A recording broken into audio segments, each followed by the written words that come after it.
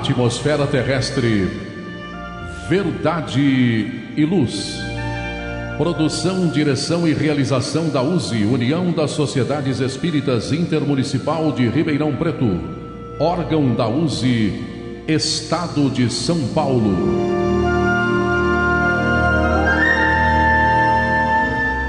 Verdade e luz.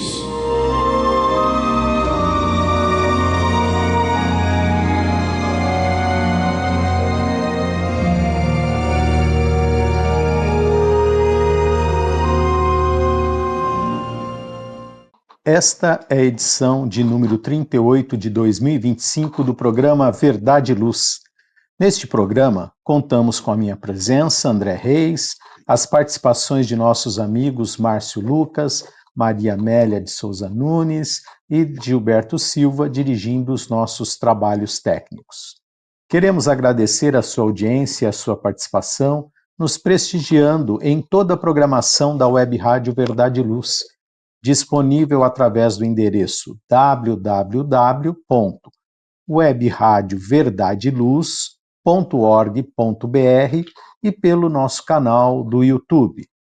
O programa Verdade e Luz tem o apoio da Vischer Seguros, especializada em seguros de veículos, residenciais e pessoais. Ao fazer seguros, consulte sempre a Vischer Seguros pelo telefone 3625-5500. Vischer Seguros, há 25 anos trabalhando pela sua segurança com confiança. Vischer Seguros, telefone 3625-5500. Olá, a Livraria Verdade e Luz reabriu. Atendemos pelo WhatsApp 16 92000 3870 com delivery. Enviamos os livros para você. Consulte a taxa de entrega. Use Ribeirão, mais perto de você.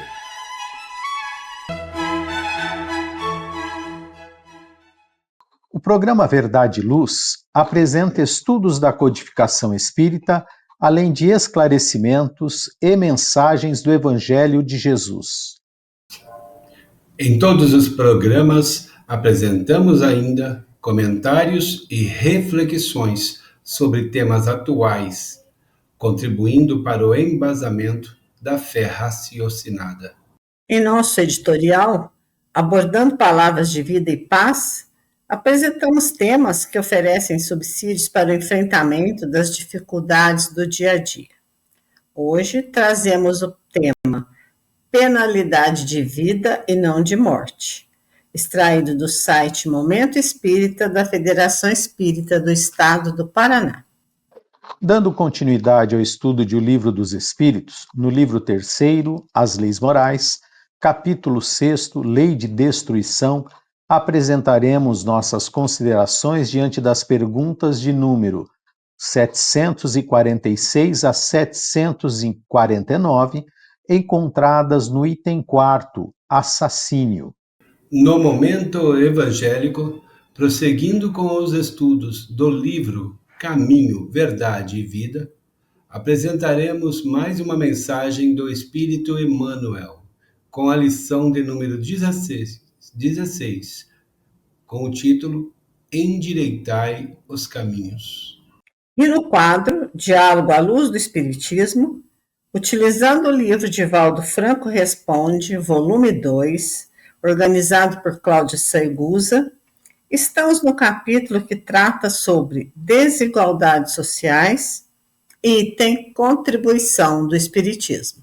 Agradecemos sua audiência e enviamos a você nossas fraternas vibrações de paz. Verdade e Luz. No programa Verdade e Luz, o editorial A Opinião Espírita. No nosso editorial de hoje, extraído do site Momento Espírita, da Federação Espírita do Paraná, o título Penalidade de Vida, não de Morte.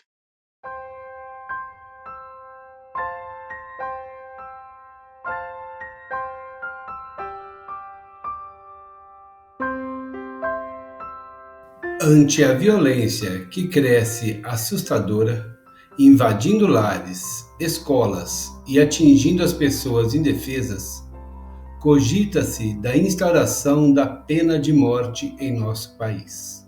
A pesquisa nas ruas aponta que as criaturas desejam ficar livres da violência e pensam na eliminação dos crimes, eliminando a vida dos criminosos.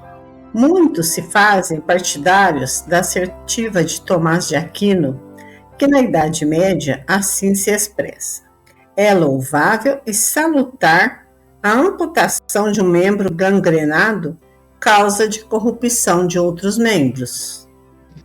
A argumentação é abundante, normalmente estribada em 2 pontos capitais. O primeiro, de ordem econômica, pois fica mais barato matar o criminoso do que sustentá-lo anos a fio numa penitenciária. Se assim pensarmos, logo mais estaremos defendendo a morte dos idosos, dos loucos, dos doentes incuráveis, ao invés de gastar dinheiro com asilos, clínicas para tratamento psiquiátrico, alas de psiquiatria em hospitais. O segundo sustenta a tese de que a pena de morte evita o crime por causar pavor à pessoa que o intenta praticar. Nada menos exato. O maior índice de crimes de morte nos Estados Unidos ocorre exatamente nos estados em que prevalece a pena capital. O certo é que a experiência dos séculos prova que o assassínio legal nunca deteve acelerados no caminho da delinquência. Quando o Estado toma nas mãos a vida do indivíduo e a destrói, não tem o direito de exigir, na sequência, que outro indivíduo a respeite. A lei de conservação assegura ao homem o direito à preservação da vida. Não é lícito, pois, a pretexto de defesa pessoal ou coletiva, roubar o mesmo direito de seu semelhante. É de Thomas Jefferson a frase: nenhum homem tem o direito natural de praticar agressões contra os direitos iguais dos outros. Há outros meios do homem se preservar do perigo que não matando. Ademais, é preciso abrir e não fechar a porta do arrependimento ao criminoso. Para que uma pena seja justa, deve ter apenas o grau de rigor bastante para desviar o homem do crime. A pena de morte é flagrante contradição aos ensinamentos do cristianismo e aos sadios princípios do direito moderno. O Decálogo prescreve não matar. Leve-se em conta ainda a precariedade dos julgamentos humanos. A história registra, lamentavelmente, um número considerável de erros judiciários. Basta que lembremos dos emigrantes italianos Nicolau Sacco e Bartolomeu Vanzetti, eletrocutados em 1927 nos Estados Unidos, inocentes. O verdadeiro criminoso era Celestino Medeiros, que confessou sua culpa, e Carl Chessman, morto na câmara de gás na Califórnia como o bandido da luz vermelha, que era, na verdade, o gangster Charles Terranova, conforme declaração de sua viúva. Lutemos pela vida. Sejamos defensores do direito à vida. Para o criminoso, cerceamento da liberdade, trabalho de reabilitação, justo pagamento pelo erro cometido. Pena de vida, não de morte. Jesus de Nazaré foi condenado à morte por ser sedutor, sedicioso, inimigo da lei, por se intitular Filho de Deus, por pretender ser rei de Israel e por entrar no templo seguido de uma multidão que o aclamava. O senador Públio Lentulus, escrevendo a Tibério César, imperador de Roma, disse que Jesus de Nazaré nunca fez mal a pessoa alguma e antes emprega todos os seus esforços para fazer toda a humanidade feliz.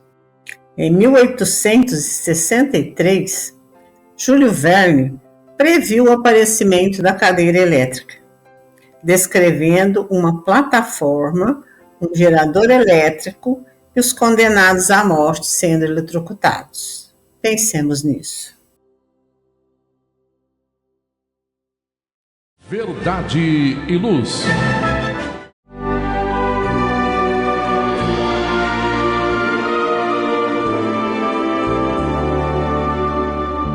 O Livro dos Espíritos apresenta um manancial rico de valores morais, indicando o caminho correto para a humanidade superar as suas dificuldades. Marco inicial e pedra fundamental do Espiritismo, o Livro dos Espíritos contém os princípios básicos da doutrina espírita. Valiosa oportunidade de estudar sobre a imortalidade da alma, de onde viemos e para onde iremos, a natureza dos espíritos e suas relações com as pessoas, as leis morais, a vida futura e o porvir da humanidade. A partir desse momento, no programa Verdade e Luz, estudando o Livro dos Espíritos.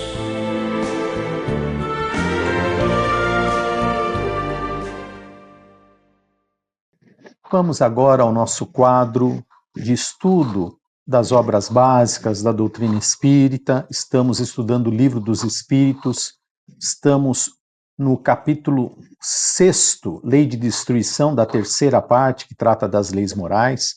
O item 4, que tem por título Assassínio.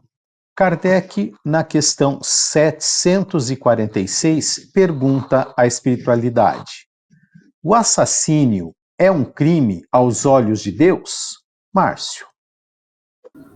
Resposta dos Espíritos a Kardec: sim, um grande crime, pois aquele que tira a vida de um semelhante interrompe uma vida de expiação ou de missão, e nisso está o mal. Já foram bem direto ao assunto, né? Então, se pensemos, se na lei dos homens é um crime atentar contra a vida de um outro semelhante, não é diferente perante a lei divina, mesmo porque, à medida que o homem vai desenvolvendo a sua moral, ele vai conscientemente adequando, né, essas leis aos pouquinhos à lei divina, né, que é onde ele vai se regulando. É um crime perante os homens também, como perante a lei divina. E a doutrina espírita, como nós estudamos, nos esclarece, né, que a vida é uma só e que temos existências ou reencarnações, né? Essa única vida é dada por Deus. Temos reencarnações, nas quais, segundo a doutrina espírita, temos o planejamento de nos ajustarmos às leis divinas e, aos poucos, atingirmos o objetivo que ele traçou, nosso Pai maior, para todos, que é nos aproximarmos dele, segundo a questão 115 do Livro dos Espíritos. Portanto, quando cometemos um homicídio, um assassinato, perdoe-me, interrompemos um planejamento reencarnatório de um outro irmão. E não só isso, né? Cometendo esse crime, também interrompemos um planejamento nosso também, que não era vir para matar, era para evoluir. Visto que o nosso ato, aquele assassínio, nos deixa em desalinho com as leis divinas, independente do motivo que alegamos para o uso do nosso livre-arbítrio. Porque ninguém manda você matar. Você mata pelo uso do seu livre-arbítrio. É da sabedoria de todos, que a doutrina espírita nos traz, e Jesus também nos trouxe, que é a cada um segundo suas obras, não é verdade? E neste sentido, todos os atores do crime, do assassinato, seja quem comete o ato, quem influencia, porque muitas vezes influenciamos muitas pessoas de uma forma que a desequilibramos, que ela comete esse ato, também é culpado. Também fez mau uso do seu livre-arbítrio e faz parte desse assassínio, né? E quem sofre o crime também, né, responde pelo que fez. Pode perguntar por quê? Porque normalmente é um ato de vingança. Nós sabemos que aconteceu em uma outra vida. Todos têm parcela, todos estão envolvidos naquele ato. Pois a lei de Deus vê tudo, visto que está na própria consciência do espírito. Então, cada um sabe da sua participação naquilo que ocorreu. É ela quem nos faz ver que atentar contra a vida física de alguém é crime. É exatamente a lei divina que está na nossa consciência que nos faz atentar, que nos faz enxergar que atentar contra a vida do próximo, a vida física de alguém, é um crime. E é aí que está o mal, que conseguimos enxergar o mal. É essa lei divina que está na nossa consciência que faz também, como consequência, compreendermos a nossa culpabilidade, que Maria Helena vem a nos falar na próxima questão, e, consequentemente, nos arrependermos. Na 747, Kardec pergunta: há sempre no assassínio o mesmo grau de culpabilidade? Maria Amélia. E os espíritos respondem também curto e grosso, né? Já o dissemos, Deus é justo e julga mais a intenção do que o fato. Eu acho que aí é momento assim, da gente refletir muito sobre isso, né? A intenção do ato vai ser avaliada por Deus apenas, né? Porque aqui no mundo dos encarnados existem as leis, né, terrenas, e os crimes serão julgados, e mesmo aqui na lei terrena, a gente tem os atenuantes e os agravantes de um crime, os motivos, né? Tem o tal do motivo torpe, do motivo fútil, do sem motivo. Então, no caso da justiça divina, também vai ser levado em conta tudo o que está envolvido nesse momento, principalmente porque temos o livre-arbítrio e podemos escapar de qualquer um erro que possamos vir a praticar. Só que sempre vai ter culpa. Culpa por haver cortado uma das existências, uma existência que poderia ser uma expiação, poderia ser uma missão. A vida é um dom, é um bem que só pode ser tirado por Deus. Como assim ser tirado por Deus? Quando reencarnamos, já trazemos o nosso planejamento, já temos ali marcado o começo e o final daquela existência. Então, Deus é quem decide, entre aspas, qual é o nosso momento de desencarnar. Agora, se acontece um assassinato, se alguém mata uma outra pessoa, esse assassino está gerando consequências gravíssimas espirituais para ele mesmo e para o outro de quem ele tirou a vida, né? Os dois terão que se acertar. O agressor vai ter que responder pelos seus atos. Se vai haver atenuantes, agravantes para essa culpa, só Deus saberá julgar.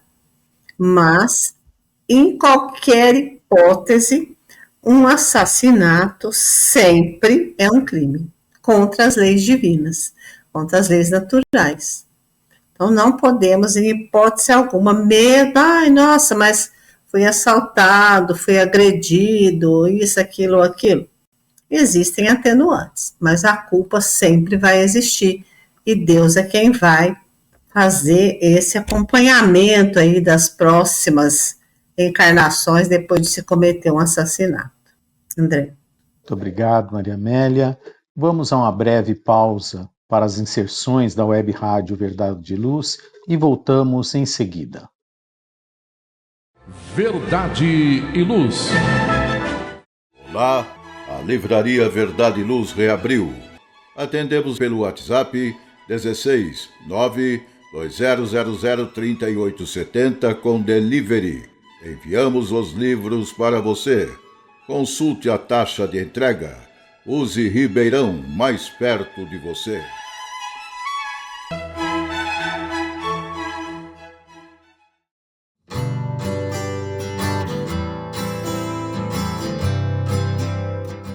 Você já foi a um centro espírita? O Centro Espírita é uma escola onde podemos aprender e ensinar, espalhar o bem e exercitar a solidariedade.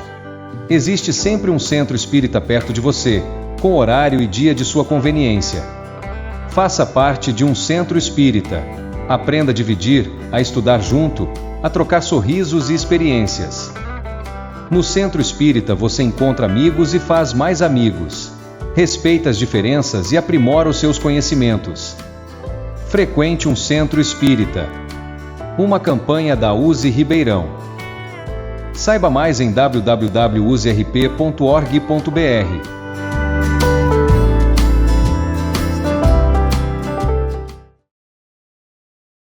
Verdade e Luz. Voltamos da nossa breve pausa aqui no programa Verdade e Luz, pela nossa web rádio Verdade e Luz, de Ribeirão Preto. Estamos estudando o quadro de obras doutrinárias da doutrina espírita, né? E estamos aqui com o Livro dos Espíritos. E agora estamos na questão 748, onde Kardec pergunta: Deus excusa o assassínio em caso de legítima defesa? Márcio. Resposta dos Espíritos. Só a necessidade o pode excusar, mas se pudermos preservar a nossa vida sem atentar contra a do agressor, é o que devemos fazer. Bem direto mais uma vez, né, como sempre, né? Nunca se deve atentar contra o próximo, em hipótese alguma, né? Eles não são bem claros. Atentar contra a vida física, seja minha ou de qualquer outra pessoa, é indubitavelmente um crime. Não tem, assim, a desculpa que usamos aqui no mundo material, né? Porque eu sou filho do Zé é importante, ou não, né? Então, por isso que eu matei, algum atenuante. Não tem essa desculpa. É para todos, é a mesma. É a mesma. E atentar contra a vida física, seja a minha ou a do outro, é um crime. E quando nos conscientizamos disso, a frase legítima defesa deixa de ser expressa por nós. Totalmente. Deixa de ser expressa por nós. Pois só pensamos nas oportunidades diárias em vivenciar as leis divinas, quando nos conscientizamos disso. Vivenciar as leis divinas é a única escusa que podemos ter a nosso favor. Lembremos do Mestre Jesus. Em nenhum momento ele fez algo diferente em sua própria defesa, que não foi amar e ensinar. É isso. É vivenciar as leis divinas. É a única escusa que temos a nosso favor. Quando não nos arrependemos e vemos que a prática do amor nos leva a uma vida mais leve, vivemos sempre com pensamentos de defesa a uma suposta acusação aos nossos próprios pensamentos e atos. Nesse processo perturbatório que nos colocamos, quando não vivenciamos as leis divinas, não nos arrependemos das coisas, vivemos sempre naquele processo que alguém vai me acusar, alguém vai fazer alguma coisa, então eu estou sempre na defensiva. Quando estamos nesse processo perturbatório, palavras em desencontro com a verdade matam. Sejam as minhas, em cima da pessoa, ou influenciando uma pessoa até que ela chega ao ato de um homicídio. Pensamentos nossos inferiores matam, porque eu vou influenciando a mim ou ao outro a chegar a um homicídio. Quando eu digo que matam, falo que matam os sentimentos mais nobres que temos e nos outros a quem influenciamos com esse tipo de comportamento. E nos deixam perturbados ao ponto de utilizarmos de nosso livre-arbítrio para atos contra a vida física de qualquer pessoa que nos ameacem ou nos contrariem, através de qualquer artefato que eu possa carregar para ferir fisicamente a quem chamamos de agressor. Um suposto agressor, porque eu já saio com a intenção da desculpa da legítima defesa, mas com um artefato que vai me defender de um suposto agressor, que ainda nem existe. Ao final, alegamos que foi a legítima defesa. Mas se saio de casa com estes pensamentos e com um artefato qualquer, minha intenção é de ataque, não de defesa. É bem o contrário. Nosso guia e modelo nos ensinou que amar, sim, é o melhor recurso que temos em legítima defesa contra o nosso maior inimigo, que sou eu mesmo. Então eu preciso me amar. E o termo legítima defesa, que o mundo material nos alega, ele sumirá de nosso pensamento. André. Muito obrigado, Márcio. E a última questão de hoje, a 749, onde Kardec pergunta: o homem é culpável pelos assassínios que comete na guerra? Maria Amélia.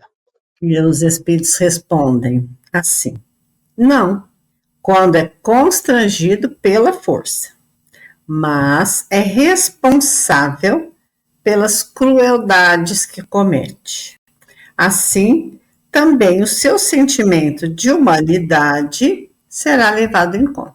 É uma das coisas mais difíceis que eu penso, assim, né? Você ter que encarar uma guerra, por exemplo. Existe um filme lindo que eu acho que o nome é Até o Último Homem, que é uma guerra e estão recrutando os soldados para a guerra, e um rapaz vai lá, se alista, mas ele fala: eu me recuso a matar. Mas aí o comandante fala: como assim se recusa a matar? Na guerra você vai precisar matar. Não, eu vou para a guerra, mas eu não vou matar, eu vou para salvar.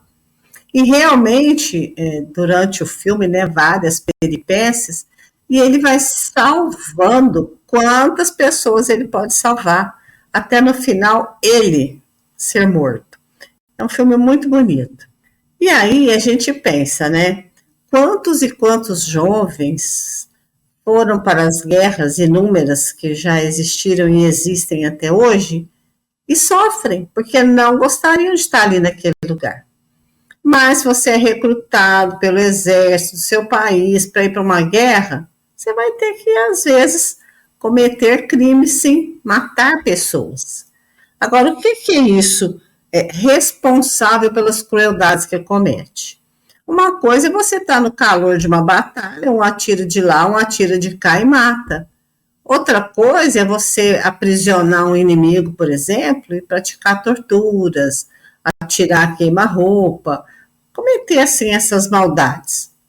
Por exemplo, um policial está na rua, acontece qualquer um problema, ele prende uma pessoa, depois que a pessoa já está presa, contida, ele atira. Isso é maldade, isso é crueldade. Então, o que fala aqui? O sentimento de humanidade será sempre levado em conta. Agora, se realmente chegar um momento em que precisa, vai para a guerra e não tem como escapar, vai matar. E aí nós vamos lá para a segunda pergunta lá, que foi o grau de culpabilidade. Esses criminosos de guerra obrigatórios também serão julgados de acordo com a situação, né? Com o que ocorreu ali no momento, com o que foi preciso fazer. Mas, como o Márcio bem colocou, né? Chegará um dia em que as guerras não mais existirão. Eu tenho fé nisso. André.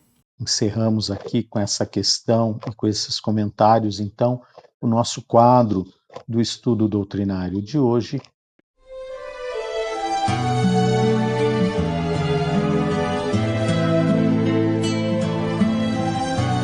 Para você que procura a paz, a alegria e o equilíbrio, nada mais salutar do que as palavras de vida eterna trazidas por Jesus, ensinando a amar a Deus e ao nosso próximo. Tenha todos os dias o seu momento evangélico, lembrando sempre que quem acende uma luz é o primeiro a se iluminar e quem faz o bem vive em equilíbrio. A partir desse instante, Momento Evangélico.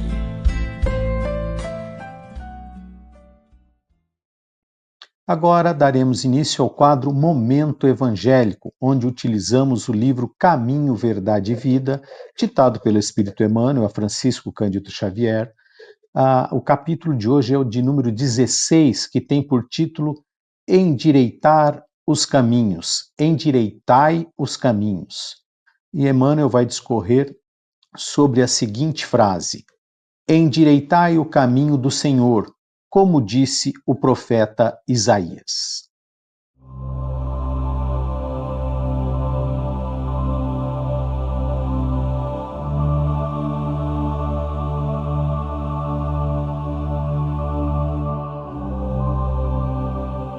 A exortação do precursor permanece no ar, convocando os homens de boa vontade à regeneração das estradas comuns. Em todos os tempos, observamos criaturas que se candidatam à fé, que anseiam pelos benefícios do Cristo. Clamam pela sua paz, pela presença divina e, por vezes, após transformarem os melhores sentimentos em inquietação injusta, acabam desanimadas e vencidas. Onde está Jesus, que não lhes veio ao encontro dos rogos sucessivos? Em que esfera longínqua permanecerá o Senhor, distante de suas amarguras? Não compreendem que, através de mensageiros generosos do seu amor, o Cristo se encontra em cada dia ao lado de todos os discípulos sinceros. Falta-lhes dedicação ao bem de si mesmos. Correm ao encalço do Mestre Divino, desatentos ao conselho de João. Endireitai os caminhos. Para que alguém sinta a influência santificadora do Cristo, é preciso retificar a estrada em que tem vivido. Muitos choram em veredas do crime, lamentam-se nos resvaladouros do erro sistemático, invocam o céu sem o desapego às paixões avassaladoras do campo material. Em tais condições, não é justo dirigir-se a alma ao Salvador, que aceitou a humilhação e a cruz sem queixas de qualquer natureza.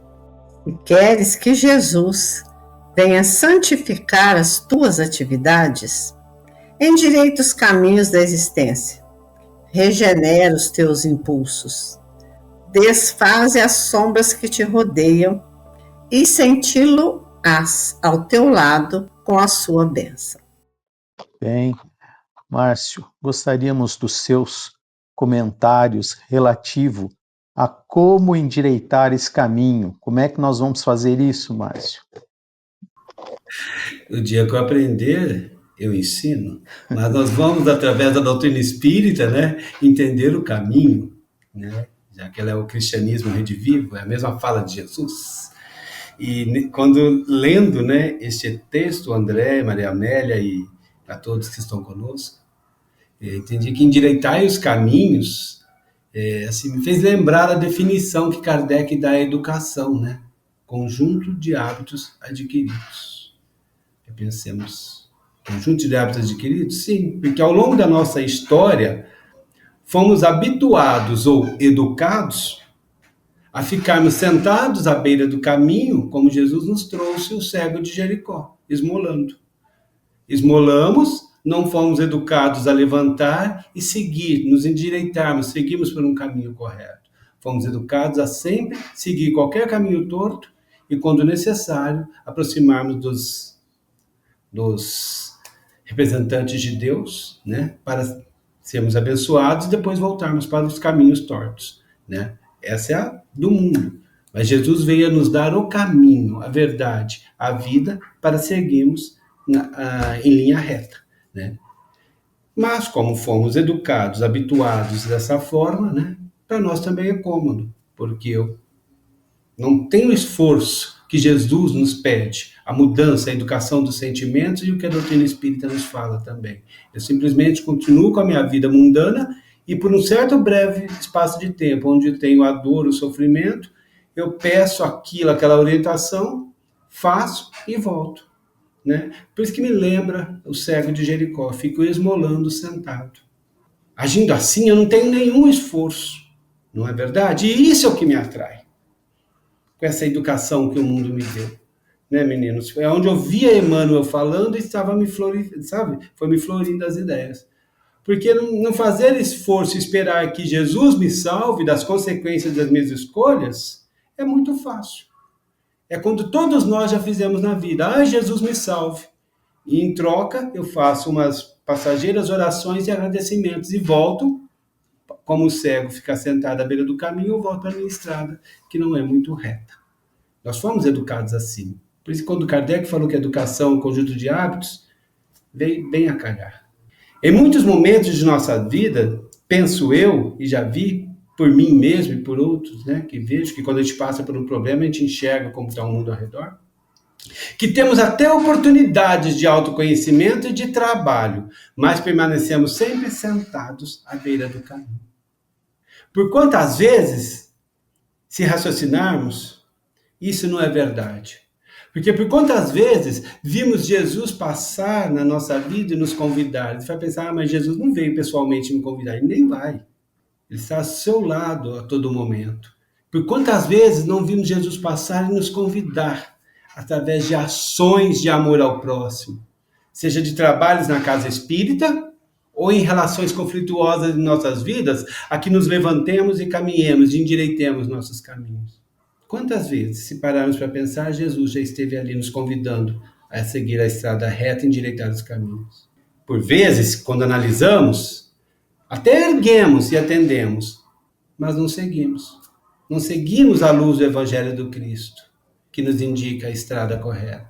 E logo retornamos a sentar à beira do caminho e a esmolar, como diz Emmanuel, sabiamente, sobre o cego de Jericó, quando ele diz que esmolar e ficar em nossa cegueira, né? Cristalizada na usura, descrença, egoísmo e tristeza nociva. Para refletirmos, me fez muito refletir sobre isso. E trazendo educação, como traz Kardec, sobre esse processo nosso, que é notório que fazemos isso em nossas vidas, de não querermos seguir a estrada, preferimos ficar no tortuoso. Em educação, conhecer não se traduz simplesmente em mera informação transmitida e repassada, como secularmente estamos habituados e aqui falamos, mas assimilação de conhecimentos que possam favorecer o combate à nossa ignorância e às nossas imperfeições, que é bem diferente, onde adquirimos o entendimento. Portanto, conhecer é perceber o sentido da vida. E se pensarmos um pouco mais, perceber o sentido da vida é crescer sempre, continuamente, em serviço e aperfeiçoamento. E isso de forma constante. Aí se faz o processo educacional, como traz Kardec, essa mudança de um conjunto de hábitos. Indo dessa forma, essa pedagogia espírita, ao encontro da proposta educacional do Cristo, que levará cada um à real felicidade, através de sua transformação moral, conquistada a cada dia de vivência em acordo com as leis divinas, e aí sentir todos os dias a presença do Cristo, a te auxiliar. André. Muito obrigado, Márcio, pelas suas colocações. Verdade e luz. Faça o Evangelho no lar. O lar é a primeira e mais valiosa escola da vida. A paz no mundo começa sob as telhas que nos acolhem. Viver em equilíbrio dentro de nossa casa é o primeiro e mais seguro passo para a harmonia entre as nações. Fortaleça os laços de fraternidade, realizando o Evangelho no lar frequentemente. Verdade e luz. Num mundo cheio de contrastes, onde o mal parece sempre derrotar o bem, por que existe tanta desarmonia? A sociedade nunca terá paz? Já entendemos as lições trazidas por Jesus? Seguir seus passos é possível? Quando teremos felicidade? Todas essas questões e muitas outras serão respondidas a partir de agora, com o programa Diálogo à Luz do Espiritismo.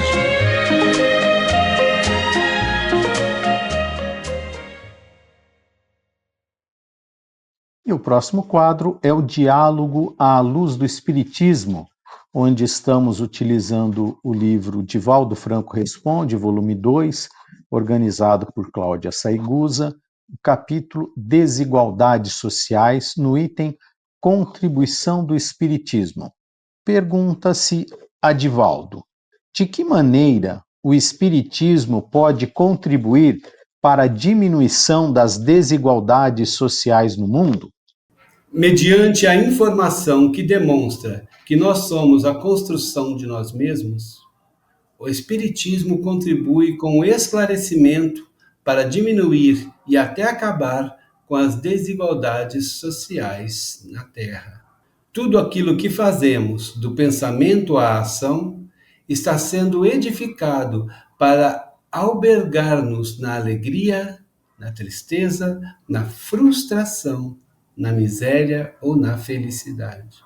O Espiritismo dá-nos consciência, a consciência de nós mesmos.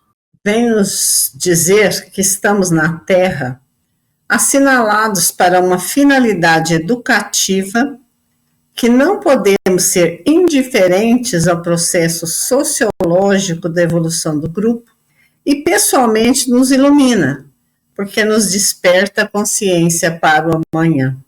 Da mesma forma que temos consciência da necessidade de ser previdentes em relação ao futuro, à velhice, à doença, o Espiritismo nos oferece essa consciência preventiva em relação à eternidade, ou melhor, à imortalidade. Vamos agora, então, solicitar a Maria Amélia que faça os seus comentários sobre essa contribuição do Espiritismo perante as desigualdades sociais no mundo. Maria Amélia. Gente, eu refleti muito sobre isso, eu fui recorrer à Gênese. Porque a Gênese, no capítulo 18, quando vai falar de são chegados os tempos, Kardec traz para a gente essa explicação maravilhosa de como que o Espiritismo pode contribuir para a diminuição das desigualdades sociais no mundo, que é um pouco que o Márcio acabou de falar no comentário dele também, né? É a igualdade, é a fraternidade, é a liberdade, é o amor, é todas as pessoas terem as mesmas condições de evolução. Só que Kardec fala assim na Gênese, né? Que grande ainda é o número dos retardatários. Nós não estamos todos no mesmo patamar evolutivo, mas pode sim acontecer de que haja uma luta inevitável contra essa desigualdade, onde nós vamos conseguir acabar com o passado e criar um futuro novo. Que futuro novo é esse? Para que na Terra sejam felizes os homens, preciso é que somente a povoem espíritos bons, tanto encarnados como desencarnados. Então, como nós vamos acabar com a desigualdade? Quando somente espíritos bons estiverem povoando a Terra, seja no plano material, seja no plano espiritual, né? Pessoas que somente ao bem se dediquem. Quando chegar esse tempo, a gente vai passar por uma grande emigração e imigração, né? Gente indo embora e gente chegando, para realmente promover essa mudança, né? Se não forem dignos de conviver no planeta, serão encaminhados para um outro planeta de expiação e provas. E os que já estiverem em condições de habitar esse planeta que vai estar transformado em regeneração, chegarão para nos ajudar. E assim, a Terra vai se transformar.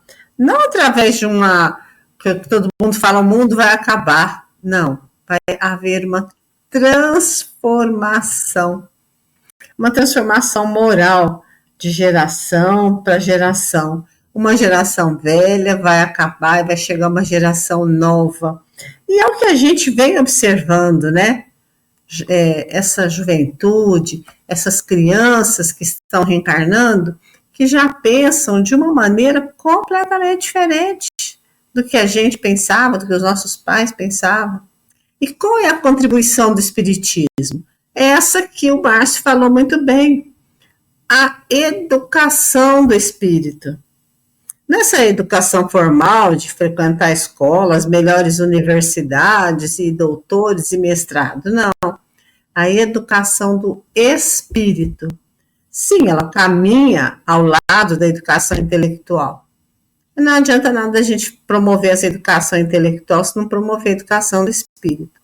Então, as desigualdades sociais vão sim chegar num momento em que todos terão os mesmos direitos e deveres, quando só o amor imperar, né? Esse vai ser o momento, e é o Espiritismo, através da nossa educação moral, que vai sim promover essa mudança. Não que o Espiritismo seja melhor do que as outras religiões, é o que atualmente melhor nos prepara para enfrentar essa mudança e essas desigualdades sociais. Acho muito interessante quando ele fala: não podemos ficar indiferentes ao processo sociológico da evolução do grupo. Que grupo? Nós todos que habitamos o planeta Terra. Então, essa é a contribuição espírita. A educação do homem para um mundo onde o amor seja a coisa mais importante. André. Muito bem, Maria Amélia, muito obrigado pelas suas considerações. Verdade e Luz.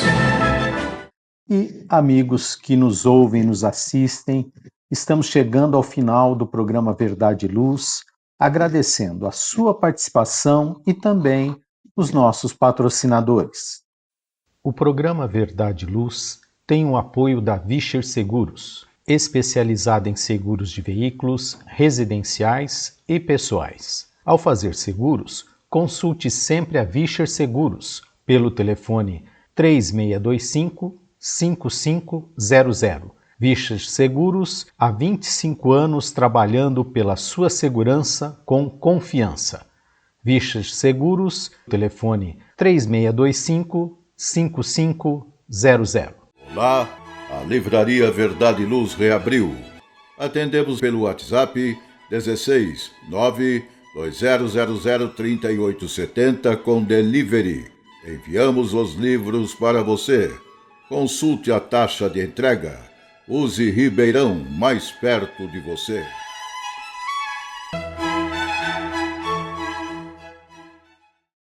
Vamos agora fazer as nossas considerações finais, Maria Amélia. Bom, mais uma vez eu quero agradecer pela oportunidade de estarmos aqui juntos, estudando um pouco mais da doutrina espírita. Agradecer a todos que nos ouvem e nos assistem, e rogar que Jesus nos abençoe hoje e sempre. Márcio, suas considerações finais, por favor. Então, agradecer a todos pela companhia, a todos que estão conosco, pela harmonia de pensamentos, para que esse estudo pudesse ter ocorrido de forma tão grandiosa. Obrigado a todos. E aproveitando a oportunidade, convido a todos para que ouçam toda a programação da Web Rádio Verdade e Luz e também divulguem para seus amigos. Quem quiser ouvir os programas anteriores, é só acessar nosso podcast, Web Rádio Verdade e Luz, ou nosso canal do YouTube. Que Deus nos abençoe a todos e até o próximo programa Verdade e Luz. Verdade e Luz. Produção, direção e realização da USE, União das Sociedades Espíritas Intermunicipal de Ribeirão Preto. Órgão da USE, Estado de São Paulo.